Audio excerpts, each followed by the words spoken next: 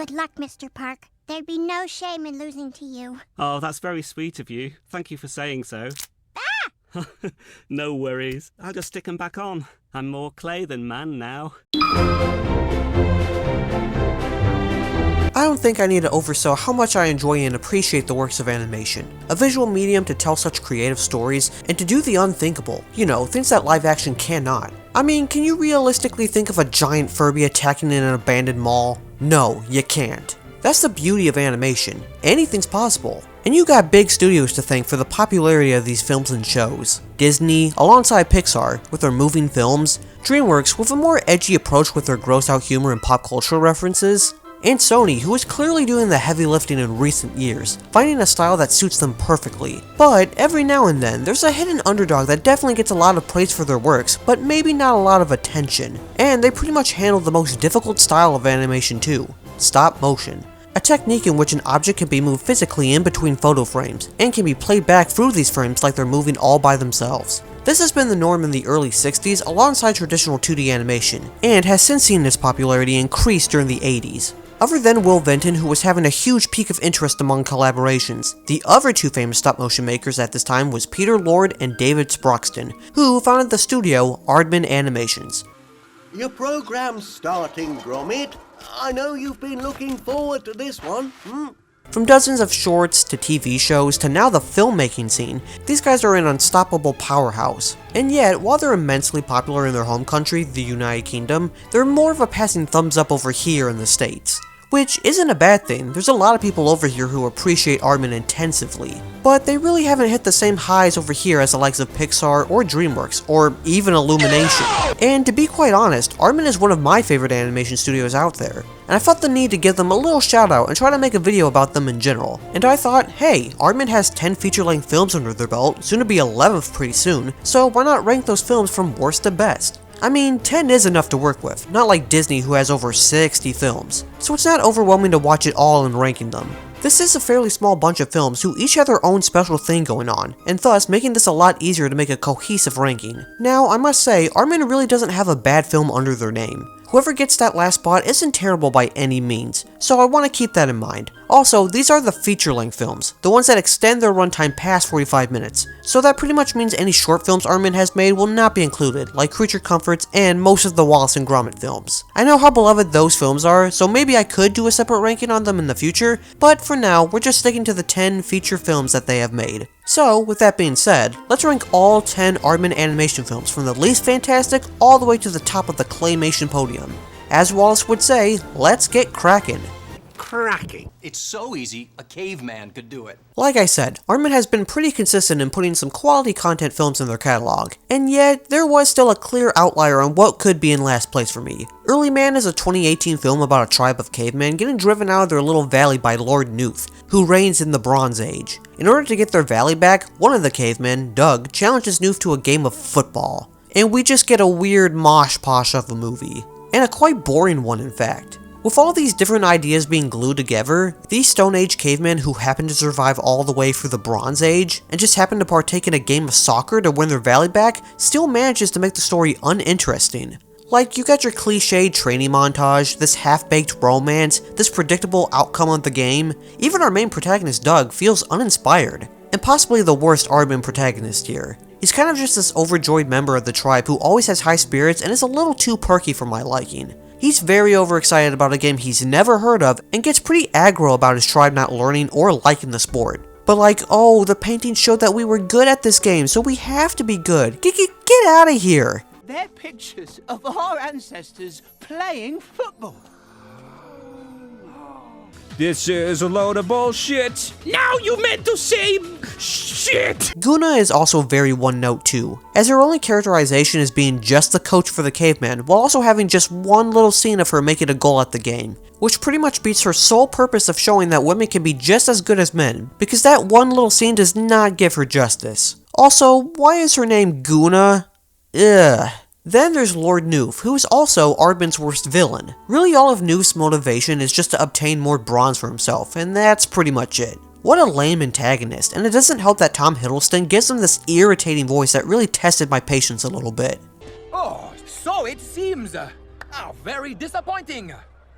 Everyone, There is no game. Why would you say that? Speaking of which, the dialogue here is fairly simple. They really give in to such kiddie sentences here, like look at this. Who challenge the champions? We challenge the champions! We accept the challenge. The giant duck is on the pitch. He thinks it's all over. It is now. Really, Aardman? This is what you came up with? Also, the huge emotional moment of Doug losing hope is actually kind of dumb. So, if the cavemen lose, they're forced to work down in the mines, but Lord Noof convinces Doug to forfeit the game to save his tribe. But Doug is still stationed to go into the mines though? What? What kind of negotiation is this? Now, I'll give this a pass, since Aardman aren't really known for their emotional scenes. They're known for their jokes and humor. Too bad the humor falls flat here. Yeah, the jokes kinda suck here. Like, it's not entirely bad. I like how the Queen has her own royal commentators for every game. Hognob, who's voiced by Nick Park, has this pretty hilarious moment massaging Lord Noof. And everything about the messenger bird is a standout. But for the most part, the humor kinda just passes by without a chuckle. And that's a major miss in my eyes. I will say though, the actual animation is still top notch. The backgrounds and settings here are the best they've ever been. They give off the great scope of living in a claymation world like this.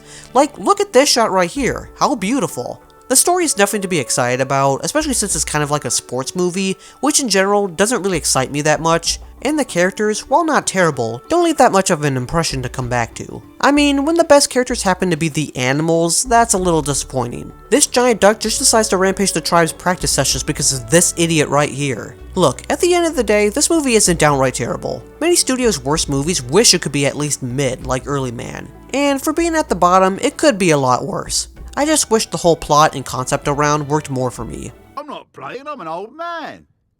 I'm nearly 32.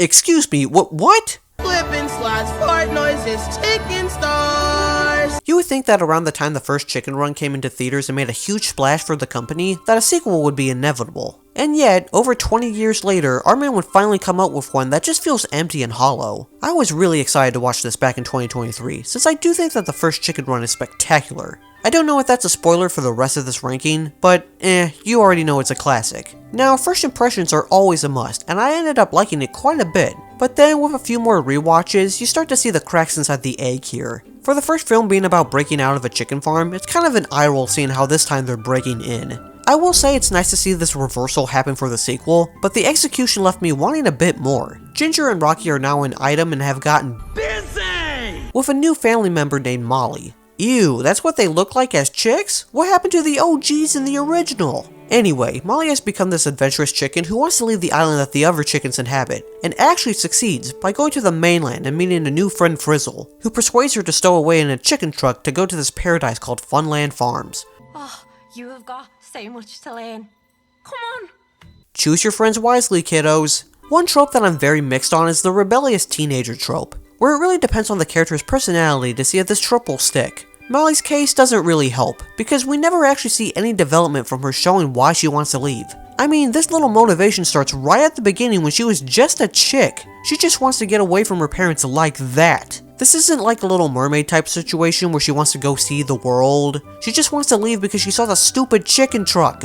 Rocky definitely feels like he got his character derailed. He's now a dumbfounded dad who's literally became more stupid than his former self. It's baffling to watch him act like this. It is nice that they are giving more screen time to the side characters like Babs and Mac, and especially Nick and Fetcher. Fowler definitely takes the backseat this time around though, which kinda sucks. You know what else sucks? This recasting. I don't understand why they couldn't keep most of the cast to reprise their roles. I mean, some of them make sense. I don't see anyone complaining that Mel Gibson got replaced as Rocky, although what we got stuck with is a different story. But why not Julia Sawala coming back to voice Ginger? She's not problematic at all. Well, Aardman was being a little ageist and said that her voice was too old for the character. I don't know, Aardman. Julia Kavner is still voicing Marge Simpson to this day, even though she sounds like a dying sheep. But I guess we gotta talk about the biggest criticism for me, and that's Mrs. Tweedy. First off, it would have been a nice surprise to see her in the movie if they didn't already show her off in the trailers. A huge waste. But then I really thought about it. Why bring Miss Tweedy back? For nostalgia bait? For more compelling arcs? Well, yes, but actually no. So I'm just gonna assume that we all didn't just see Miss Tweedy die at the end of the first film, and survive that giant door from breaking her. Because this is a brand new Tweedy that we see here. All that cosmetics and makeup did a number for her, and probably also divorced Mr. Tweety because we got this goofy goober over here. Look, I like Miss Tweety as a villain, and they do actually give her something to do this time other than being the final boss at the last 10 minutes of the first film. But something just feels off this time. It's like her whole personality just changed. An evil, no-nonsense hag into a corporate, networking, and a little more friendly and persuading woman. This is like an animated version of Kristi Noem, but instead of unaliving dogs, it's chickens. I guess it gives Ginger a chance to confront her fears of the lady, but I much rather like the Miss Tweety in the first film than whatever replaced her now. Who knows if she survived this time? I do like the actual break-in segments though, and whatever was going on in that scene between Tweety and the restaurant chain guy was hilarious and uncomfortable at the same time. This is going to be a beautiful partnership. And at the heart of this movie is the relationship between Ginger and Molly. Ginger now becoming the overprotective parent, and seeing her rebellious side in Molly kind of scares her a little. And Molly not knowing how much she needed her mother's guidance when she was going on her own. There's not a lot of dark humor here like the first one. I mean, we were dealing with a dark and cloudy environment at a chicken farm, whereas here, it's just a fun time playhouse for the poultry. And it takes you this long to try to get the collars off them? You could have pushed your friend down as you tried to pry them off? You just kept walking straight to the death trap with her? All in all, a kind of unnecessary sequel that I think is the right amount of tolerance and enjoyment to keep this somewhat watchable from time to time. Obviously not as good as its predecessor, and an all-around mid-movie experience. Here I come. Oh, here I come. Oh. Well, a kid flew right over me and blasted a car with its laser vision. So I feel as if Aardman is trying to create new and experimental ideas, and the only way they think it might stick is by placing Shaun the Sheep along for the ride. I mean, the newest trailer for the third Shaun movie just dropped with this horror mystery aesthetic with the Beast of Mossy Bottom. What I'm saying is, if you got a wacky concept of a film but don't know how receptive it might be, slap on Shaun the Sheep and at least you might be good financially. Shaun's second outing for a feature film back in 2020 was all sci-fi themed, hence the name Farmageddon. Here, Shaun finds an alien named Lula and tries to get her back home to her home planet, followed by a stubborn Bitzer. Meanwhile, the farmer takes advantage of the newfound alien sighting craze, and transforms the farm into a theme park to make some quick cash. There's also this Area 51 type agency who tries to track down Lula's whereabouts, all because of Bitzer. Gosh darn it, Bitzer, can you not be so nosy all the time? Farmageddon has a lot of the first movie's tone and simplistic charm, just now it's aliens and UFOs in the mix. And it surprisingly works, at least for a Shaun the Sheep film. It kind of just fits fairly naturally into this world. Obviously, I prefer the first film over this one, but that doesn't mean that it's bad. Shaun is still a cool motherfucker, even if he's a little bewildered by Lula's powers. He's just a friendly sheep who can get along with anyone. Bitzer warms up to the alien too, although he reverts back to his stubborn, no-fun policy personality at the end of the first film here. Like, you were pretty chill with the sheep, what happened in between these two movies? Did you get neutered? Again, that's kind of Bitzer's personality in a nutshell, and it definitely bites him in the butt in the long run. Lula is a very adorable alien, with such a unique design too. She's like a dog and bunny just fused together to make this cute looking species with tentacle arms. Wait, uh-oh. I also like the use of her noises and sounds to communicate with the other characters here, like mimicking their voices, or just spouting out gibberish. And her oblivious and innocent personality is quite wholesome. I feel like you can actually get attached to Lula and her story. Also, shout out to the farmer just getting into the whole alien conspiracy theories, and also just making a quick buck while doing it too. It's something that the farmer would definitely get wrapped into. Also, the villain here, Agent Red, is actually more on the sympathetic side, since her whole mission is to prove the existence of aliens ever since she saw them as a child. And actually does get to reunite with Lula's parents, not actually attacking them maliciously. It's good to know that this isn't a revenge story, and that Red just wanted some closure to make sure that what she was seeing was right all along. One criticism I do have is the whole soundtrack. Some of these scenes just cram in a generic pop song for some reason, and while that's not new for Aardman, they just feel out of place for this film. Like, they had this moment in the climax with a sad Lula, and a random pop song is just playing in the background. It's just like that one scene in Brother Bear, it doesn't need to exist. There are also some scenes that tend to go on for some time, like Shaun and Lula messing around in the grocery store, and this escape scene at the agency base, which could have been shortened. And the flying pizzas in the ship that accidentally sends the UFO back on Earth was actually infuriating. Still though, with a few hiccups, this is still a solid 7 out of 10 for me. I like the visual gags, something Aardman excels at. This evil Wally wannabe is kind of fun, and there's an almost teary-eyed ending as well. Not a bad Shaun the Sheep film, and hopefully the next film succeeds in the franchise. Why, that's very good. Yes, I like that.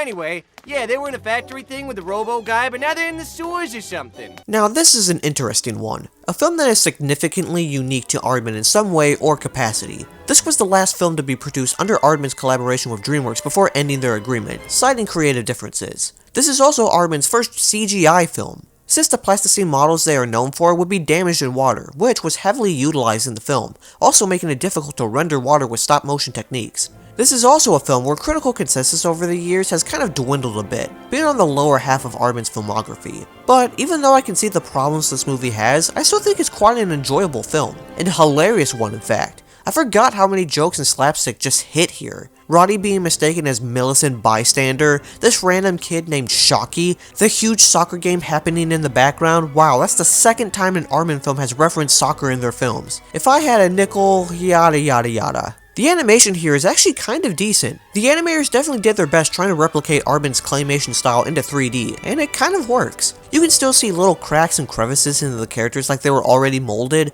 and the framework does its best by implementing that stop motion feel to it too. Sure, it may look a little dated now, but I still think it holds up quite nicely. The story is okay too, although it's definitely fast paced most of the time. You're in and out of plot points and story elements to fill in more gags, which is Aardman's strong suit, but the script feels a bit rushed. Our protagonist Roddy gets flushed down a toilet after a sewer rat, Sid, takes over his owner's apartment and gets flushed away, get it? Down to the sewers where rats inhabited in the city called Retropolis. There, he meets Rita and tries to persuade her to get him back to the surface world in exchange for real rubies in his owner's jewelry box. Thank goodness the writers decided to not make these two a couple. While there are hints of them showing romantic feelings, ultimately just staying friends is a more refreshing ending. I mean, Aardman doesn't really focus too much on the romance, look at Wallace and his many love interests, but Rita and Roddy work better as bickering and bantering mates, getting more of a sarcastic friendliness to their relationship. And the villains here are actually stupendous. The Toad is so over the top, voiced beautifully by Ian McKellen, with an actually clever plan to take over Retropolis. LaFrog is just so French, how can you not like this guy? His crew is also pretty hilarious. And how can you not like the dynamic of henchmen Spike and Whitey? Every scene they're in is a riot. Bingo! Scrabble. Enough games. To the Ratmobiles. Not every character is a hit though. I'm not a huge fan of Sid and his sudden storming of Roddy's apartment. His gross out humor is also kind of a miss. Rita's grandma is also pretty annoying. I don't think any kid watching this knew who Tom Jones was, let's be real. You to know he's Tom Jones!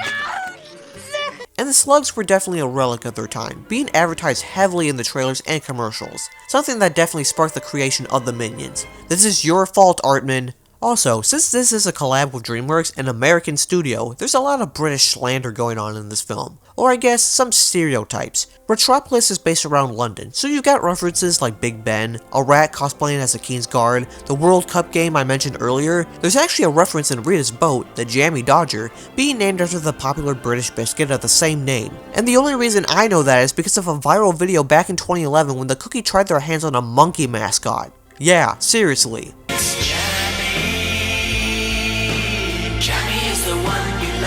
What the fuck? There are some setbacks here. I'm not a huge fan of the whole misunderstanding plot going on in the middle of the film, where Roddy thinks Rita's family is going to sell him to the Toad, while Rita thinks Roddy is backstabbing her while stealing her boat. But there's also this cute moment where Roddy says goodnight to Rita, and she says it back, finally getting a response Roddy likes, since previously, when he said that at the beginning of the film, no one answered back, showing Roddy's loneliness. Actually, Rita helps Roddy break out of that shell, realizing her and her family is what he really needs, and decides to stay in the sewers. They both have a compelling friendship that I think works perfectly. In general, a pretty enjoyable Aardman film. It may be their most divisive film, which is shocking, but I think the voice casting is phenomenal, the animation still holds up even without the usual stop motion style, and it's still a very funny movie from beginning to end.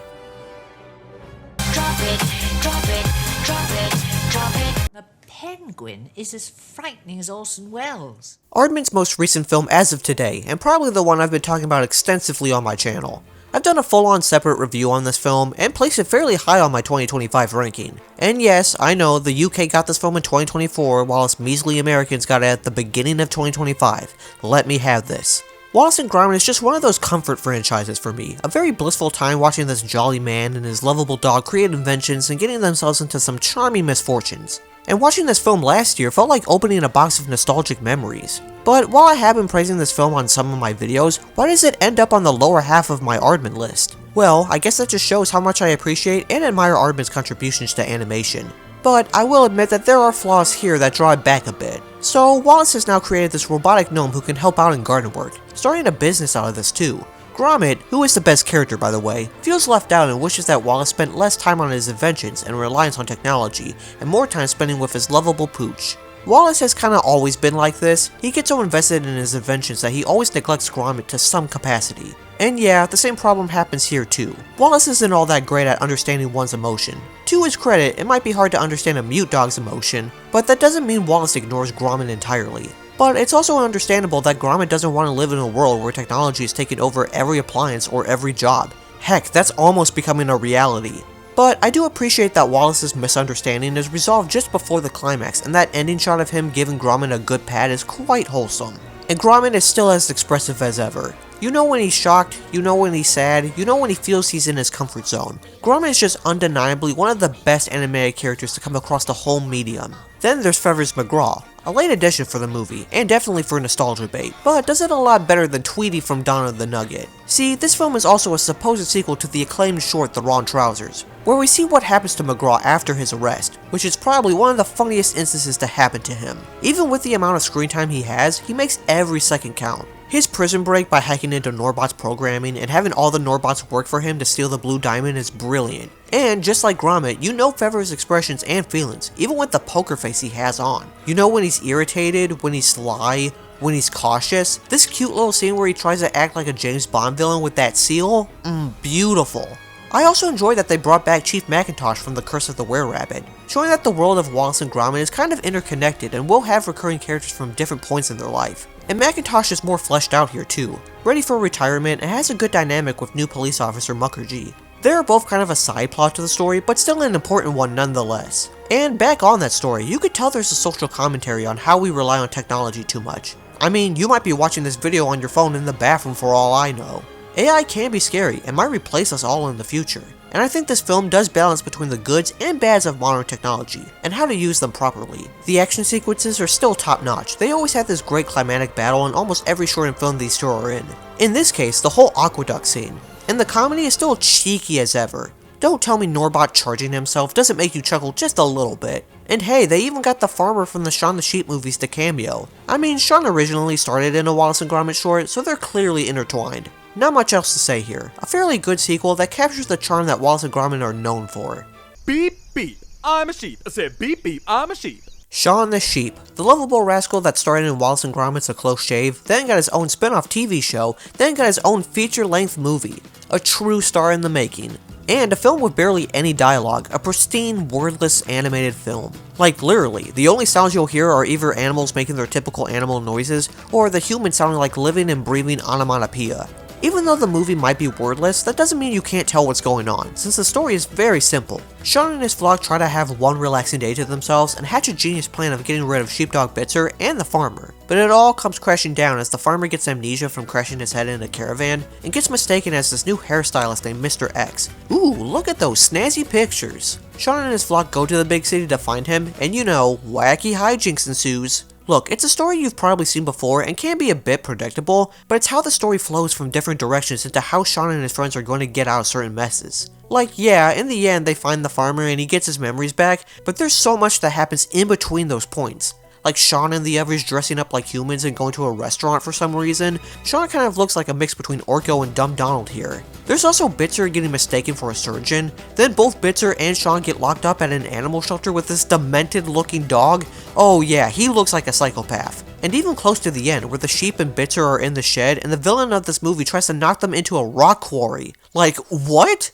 Speaking of which, if there was one major gripe I have with this film, it is the villain. For a wordless movie, our bad guy really only has to impress us with his actions. And he's got some funny moments here and there, acting like a total maniac, but he's also a throwaway. Like the writers felt as if they needed a villain for the story. And he fits his purpose fine. He's an animal control officer who is trying to track down Shaun and Bitzer, and in the end, just tries to murder them for some reason. Definitely the weakest villain by Aardman, but definitely not the worst. That still goes to Lord Noof, because at least he didn't have an annoying voice. It's all going to plan, Dino. Fuck you! You suck! You're funny!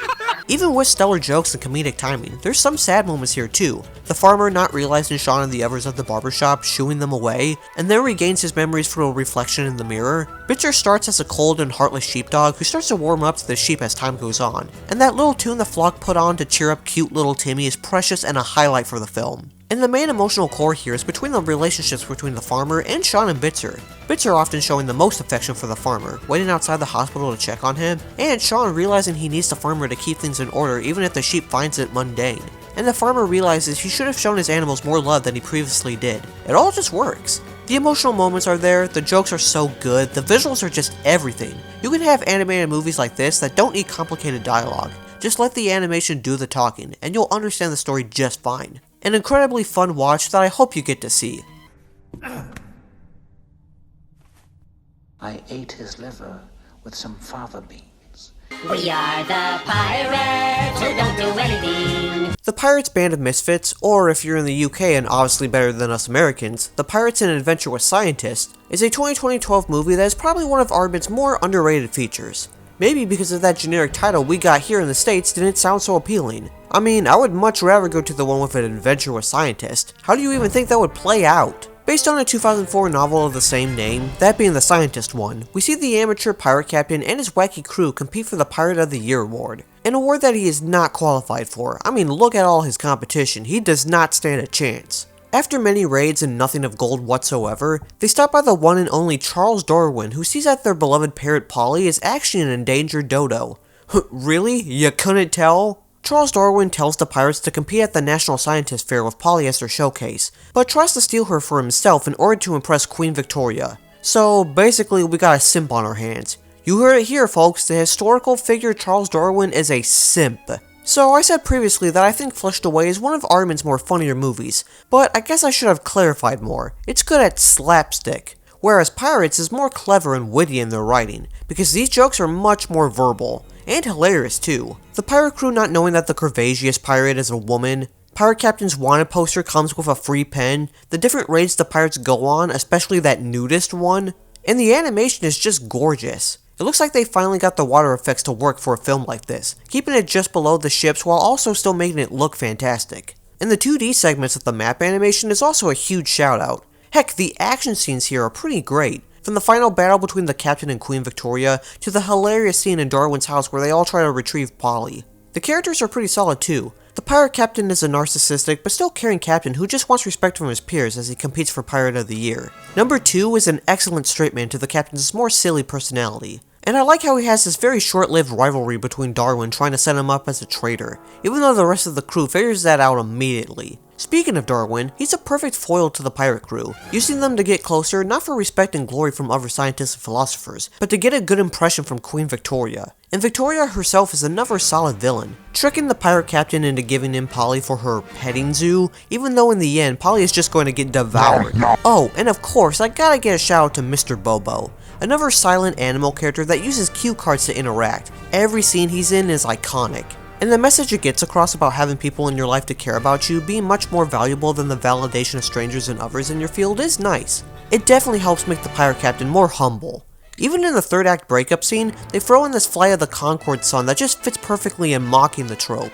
In fact, this movie likes to mock a bunch of things, like when the pirates win the science fair but the prize is just a bunch of encyclopedias. They also subvert expectations by having a drunk captain mocking Darwin and Bobo for mugging him with a fake gun just for it to be real. Heck, the constant changing of the crew's clothes from scientists to Girl Scouts is highly underrated. And Jesus, the pirate captain is just way too horny in this movie. Yeah, there's not really much to it. I like the story, I like the jokes, it's good and I'd recommend giving it a watch if you want something light and fun.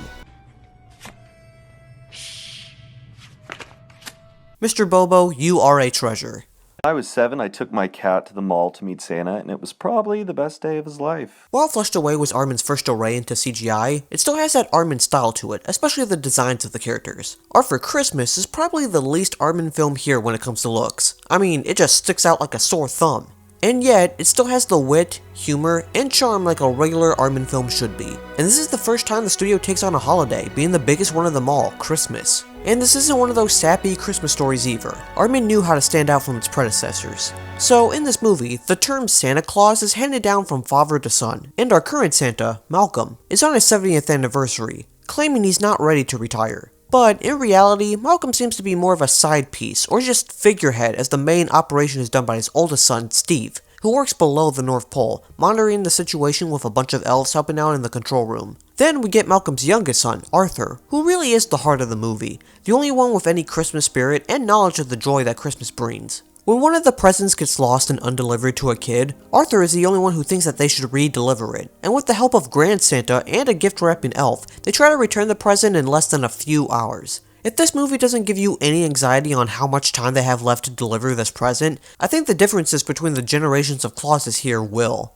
Steve is a very likable character, although you can see his flaws when looking at his perception on Christmas. Being more modernized and tech-savvy, Steve locks in on more processing of the gift-giving rather than the magic. Malcolm, our current Santa, is a shell of his former self, but still believes that he has more fuel in him to keep going and not retire. Then there's Grand Santa, probably the funniest character here, who wishes things were back to normal and more traditional than the modern Christmas times. Every time this old geezer opens up his mouth, it's a riot. He mentions the Cuban Missile Crisis. I don't think any other film would do that. No, it was the Cuban Missile Crisis. I nearly started World War III.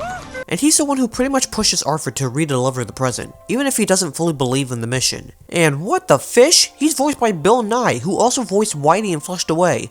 Alright, big thumbs up here. Then you got Arthur, the biggest believer of Christmas. Someone who sees the magic, the wonder, and the joy of it all. He's the one who carries the emotional core of this film. As you see his determination to deliver this single present to this one little girl, it sounds cheesy, but it totally works. The jokes are also very good and on par with Aardman's usual writing, but a lot more verbal in this case. Grand Santa's constant complaining, Steve's over-the-top military control of the operation, Arthur's awkwardness, I think a lot of people can relate to him. There are just so many funny moments here, and the actual premise is what makes this movie stand out. It tries to answer the age-old question, how does Santa deliver all those presents in one night? By creating this huge, advanced military-like operation at the North Pole, using a starship sleigh and millions of elves rappelling down and delivering the presents within a matter of seconds, it's such a genius idea, and it totally gives a new and fresh take on the whole Santa lore. But the most important message here is that no child should be forgotten on Christmas, even if it's just one present. That's the one that matters the most. And Arthur's whole journey is to prove that one single present is worth the trouble. It's a sweet, charming, and genuinely funny movie that deserves way more love and recognition. It's a wonderful blend of British wit and holiday spirit, and while it may not look like a typical Aardman film, it absolutely has the studio's heart and soul. Look at all those chickens! If there was one project that finally got Aardman into the mainstream in the US, it was probably Chicken Run. I mean, I could be wrong, that may be Wallace and Gromit, but I'm still gonna stand by my statement. The film that put Aardman on the feature-length map and remains one of the greatest stop-motion films ever made. Chicken Run is essentially The Great Escape with chickens, a perfect premise that delivers non-stop tension, humor, and heart. This chicken farm is made like a prison camp, where the chickens try to devise new plans to get out, led by Ginger, the rebellious chicken who usually is the one who gets caught most of the time. Then, one day, a rooster named Rocky breaks his wing and lands in the farm, and the chickens hide him from his owner in exchange for flying lessons to break out of the farm. Because Rocky sure can fly, huh fellas? What? Did you say fly? Did I stutter? Gotta love the dynamic between these two. When you have a pragmatic and brave hen like Ginger, and a charming but ego-driven rooster like Rocky, you know these two are gonna clash at some point. And yeah, they definitely do get on each other's feathers at times, but behind that is the formation of a true emotional backbone for this narrative. Also, I didn't realize how much of a sexist Rocky really is, until Ginger whips him into shape. Hey, good things come to those who wait, Dollface. Ginger! Probably whipped him too much, since he's scatterbrained in the sequel. Other side characters like the Rats and Fowler have enough screen time to make them fan favorites, and Miss Tweety as the villain is just perfect, even if she doesn't get enough screen time as her bumbling idiot husband, Mr. Tweety, who is still a delight. I don't think it's a surprise how much this film did for stop-motion entertainment. It's got flawless execution of suspense and comedy. The whole reality of this chicken farm feeling like a living hell is bad enough, but then the stakes get high when the Tweeties are actually ready to cook the chickens with this pie machine. This is what I was talking about that the sequel lacked, that dark and surreal moments that the original had. You get this chicken ready to lose her head, the inside of the pie machine, the supposed death of Miss Tweety I mentioned earlier, if you want to consider that canon. I mean, I sure do. Every close call, every near capture, adds to the frantic, exhilarating pace. The character designs are already iconic, giving that classic Aardman style that they have been known for. Like, you can just look at a specific model and you can tell if it's Aardman or not. Those bulbous eyes, that cheeky smile, their little mannerisms, the animation itself is masterful. The sheer scale of the farm and the detail put into the mechanical menace of that pie machine are stunning, capturing the claustrophobic feeling of the prison-like environment. It just gets better within every rewatch. You get funny moments from the rats mocking the hens wanting to fly, Fowler's constant reminders of his glory days as a Royal Air Force rooster, even the beginning of the film where the chickens hatch new ways to escape the farm. I like the scene of them trying to be Miss Tweety, and these dogs' reactions are just amusing. Like I said, the dynamic of Ginger and Rocky are really great, and I like the slower moments of them getting to know each other a little more. And the opposite side of the duo, the Tweeties, don't get enough credit as being some of the best villainous duos out there. And this all culminates into a great third act where the chickens built this makeshift plane to finally escape the farm, and it's one of the most triumphant and exhilarating climaxes in animation history, leading to them finally in a little island paradise. You know, until 23 years later. A fantastic film about leadership, community, and freedom. While the sequel was a letdown in my eyes, the original stands as a testament to Aardman's storytelling prowess, earning its number 2 spot. It's a perfectly crafted, timeless piece of animated cinema. But of course, if you know me, allow us all to share in your moment of sorrow. If Chicken Run is Aardman's great escape, then The Curse of the Were-Rabbit is their Hammer horror spoof, blending the charm of classic Wallace and Gromit shorts with the scale and narrative complexity of a feature film. It's not just Aardman's best film in my opinion, but probably one of the greatest animated films of the 21st century. Could people disagree? Well, yeah, it's your opinion. Heck, I see a lot of people favor Chicken Run or Arthur Christmas over this one. But need I remind you that Wallace and Gromit are my comfort franchise, and even with a more horror aesthetic to this film, I still think that hits that sweet spot for me. This time, Wallace and Gromit run a pest control business, Anti-Pesto, protecting the town's prized vegetable gardens from rabbits in the run-up to the annual giant vegetable competition. Wallace, ever the cheeky inventor, devises a machine to humanely brainwash the rabbits into disliking vegetables. Naturally, the plan goes haywire, resulting in the creation of a massive, unstoppable vegetable-munching beast, the Were-Rabbit. Oh my god, he's so goddamn cool! This movie checks every box on what elevates this to the top. The film is a loving homage to B-movie horror and classic monster flicks, filtered through the gentle, pastoral world of Wallace and Gromit. Every joke lands. This film is just full of gags. The fake rabbit lure, the books Wallace owns all being cheese-related, the transformation of this rabbit Hutch copying Wallace's mannerisms. Charming. I'm Wallace. Geronimo! Good night, Gromit. Job well done, lad. The fight between Gromit and Philip is stopped because they're out of quarters. One of the most underrated moments is Chief Macintosh trying to calm down the town residents and immediately goes into defense mode when they're quiet. Gosh, every character here is memorable. It makes the world of Wallace and Gromit feel more expanded upon, and an actual living and breathing town. Wallace and Gromit themselves are at their absolute best here. Gromit's dedication and brilliance are on full display as he acts as the brains, the emotional center, and the hero of the story, often communicating more through a single eyebrow raise than most speaking characters do with a full monologue. Like, do I need to keep praising how much I love this dog? The film also introduces Lady Tottington, a sweet, vegetable-loving noblewoman and Wallace's best love interest in my humble opinion. And who couldn't forget this movie's villain, Victor Quartermain, a pompous, cruel hunter who views Wallace as his romantic rival. Ralph Fiennes gives such a sinister yet goofy vocal performance, making him one of Aardman's most satisfying villains to hate. And the animation, man, this is the pinnacle of Aardman's claymation technique. The detail in the textures, the fur on the were-rabbit, the scene where Gromit gets dragged underground and all this dirt comes flying, the greenhouses of the vegetables, Tottington's mansion, it's all just astonishing. The action sequences, particularly the climactic fight at the vegetable competition and the chase scenes, are dynamic and fluid. This film is just pushing the limits of stop motion. The lighting and cinematography create genuine suspense and atmosphere, the mystery behind the man who is the were-rabbit. I'm jumping up and down just thinking about this movie. Ultimately, The Curse of the Were-Rabbit works because it successfully takes the charming, low-stakes world of the Wallace and Gromit shorts and expands it into a grand adventure without losing an ounce of its intimate, character-driven core. It won the Oscar for Best Animated Feature for a reason. It's funny, thrilling, beautiful to look at, and possesses a huge heart. It is the gold standard of stop-motion animation, and Aardman's crowning achievement. And that's the ranking. 10 films, no bad ones in the bunch, but clear favorites that stand out as true works of art. Aardman is a studio that consistently proves that quality and craftsmanship can triumph, even in the age of CGI giants. I highly recommend diving into their catalog. You might find one that speaks to you personally, whether it be the funny moments of the Shaun the Sheep movies or Pirates, or maybe the sweeter moments like Arthur Christmas or Wallace and Gromit. Either way, Aardman definitely has something for everyone. But what do you think about this ranking? Was there anything that you agreed or disagreed with? What's your favorite Aardman film? I would love to know in the comments.